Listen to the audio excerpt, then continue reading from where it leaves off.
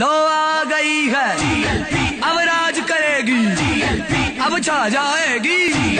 ہر ماں بولے گی، ہر بچہ بولے،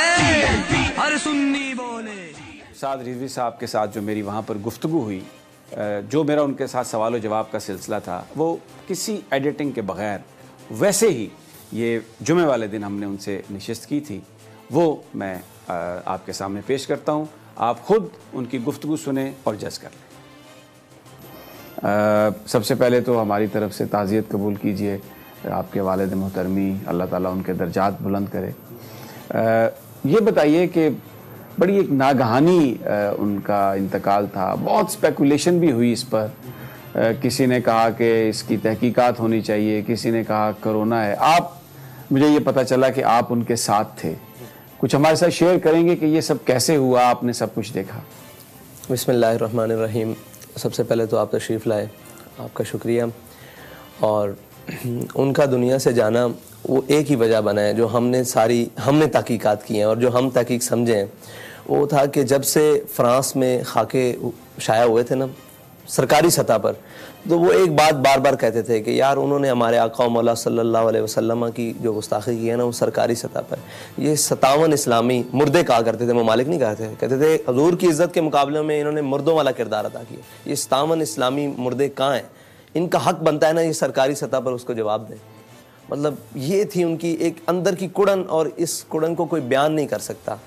اور ہمارے ایک شاہ صاحب ہیں، وہ اکثر خدمت کیا کرتے تھے، وہ کہتے تھے کہ جب سے یہ معاملہ ہوا تھا تو ان کے کندھے کبھی کمزور نہیں پڑے، اس کے بعد اندر سے وہ جل رہے تھے، اور وہ جلن ان کی موت کا سبب، یہی ان کی اس دنیا سے رخصتی کا جی بالکل یہی سمجھنا۔ ورنہ بخار ہوتا ہے نارمل، آپ کی طبیعت زیادہ بھی خراب رہتی تھی، اس سے بھی زیادہ خراب رہی ہے کافی مرتبہ، لیکن یہ اچانک سے بالکل لمحوں کی بات ہوئی ہے۔ لمحوں کی بات۔ تو آپ اس وقت جس وقت وہ رخصت ہوئے اس دنیا سے، آپ ان کے ساتھ تھے؟ کوئی بات انہوں نے آپ سے؟ جی میں اس دن تقریباً 12 بجے سے لے کر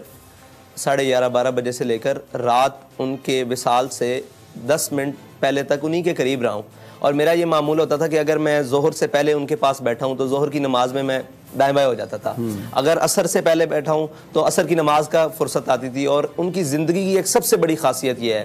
کہ ہم نے ان کو با اہتمام نماز پڑھتے دیکھا ہے، اتنی بیماری کی حالت کے باوجود ان کے پاس کوئی بھی بیٹھا ہے، کیسے بھی بیٹھا ہے، جب اذان ہو گئی ہے تو وہ بیگانہ ہو گئے، انہوں نے کہا نماز پڑھو۔ میں اس دن قریب بیٹھا تھا کہ مجھے وضو کراؤ، نماز پڑھ کے آؤ، بس اتنا وقفہ ہوتا تھا۔ اور اس دن مطلب انہی کا ایک تصرف تھا کہ میں ہر نماز کے بعد واپس آ کے ان کے پاس بیٹھ جاتا تھا، پھر نئے سرے سے بات شروع ہو جاتی، پھر نئے سرے۔ اور یہ جتنی جہتیں ملاقات، جتنی نمازوں کا وقت، تقریباً 4 نمازیں اس میں آئیں عشاء سمیت، ان سب نمازوں کے وقفے کے دوران ایک علیحدہ زندگی کے پہلوؤں پر اور علیحدہ معاملات کے اوپر گفتگو ہوئی، جو انشاءاللہ بڑی زیادہ فوکس کس پہ تھا ان کا؟ ان کی ایک ہی بات پر فوکس تھا، اور وہ بات اتنی وزنی ہے کہ کہتے تھے کہ یار ہم ہر ایک سے وفا کا تقاضا کرتے ہیں، ہم چاہتے ہیں کہ مجھ سے میری اولاد وفادار ہو جائے، میں چاہتا ہوں مطلب ہمارے گھر والے وفادار ہو جائیں، ہم جس کے ساتھ ہوں وہ ہمارے ساتھ مخلص ہو جائے۔ تو کیا ہم نے کبھی سوچا ہے کہ جن کے ساتھ ہم نے اخلاص کرنا ہے ہم ان کے ساتھ پورا کر رہے ہیں؟ اگر ہم ان کے ساتھ وفا کے تقاضے اور اخلاص کے تقاضے پورے کر دیں، یہ کائنات ساری آپ کے ساتھ وفادار ہو جائے گی، اور پھر لوح و قلم بھی کیا چیزیں ہیں، سارے آپ کے ساتھ وفادار ہو جائیں۔ ان کے بارے میں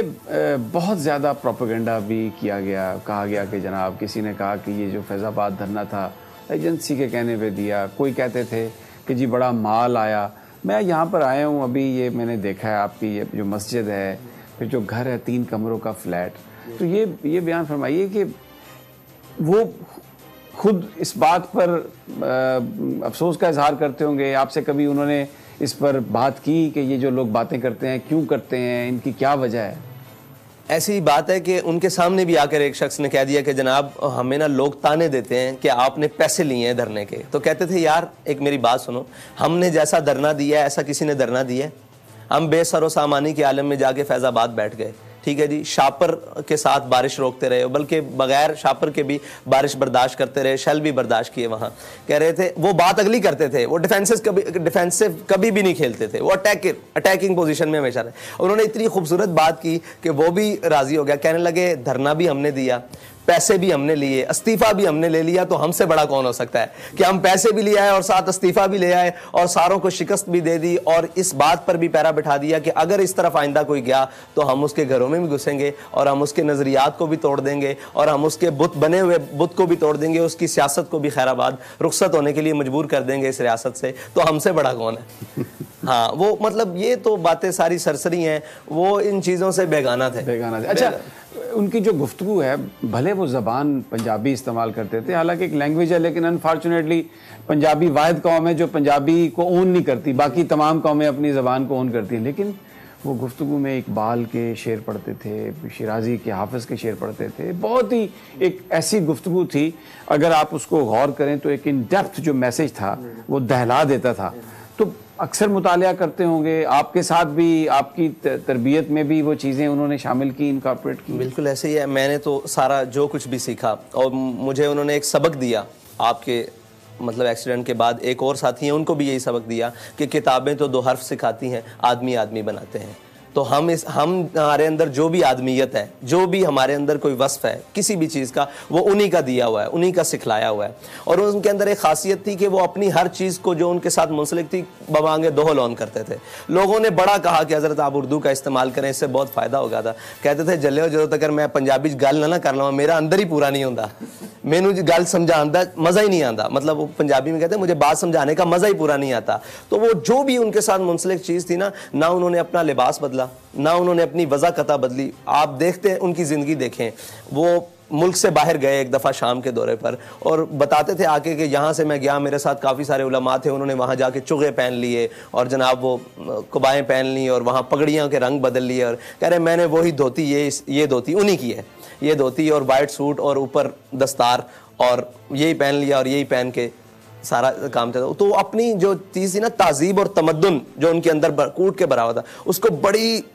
کھلے دل سے آن کرتے تھے. جو ہماری تہذیبی باتیں تھیں, روایات کی باتیں تھیں, انہیں کھلے دور تھے. اسی لیے وہ پنجابی میں زیادہ گفتگو کرتے تھے اور اس کو آن کرتے تھے کہ لوگ سمجھتے ہیں کہ اجڈ ہوتا ہے جو پنجابی بولتا ہے اور یہ وہ, بلکہ انہوں نے پنجابی میں انگریزی والوں کو مجبور کر دیا کہ وہ آپ کی پنجابی میں ترجمے ٹرانسلیٹ کر کے انگریزی میں گفتگو سنیں. اچھا, یہ بتائیے کہ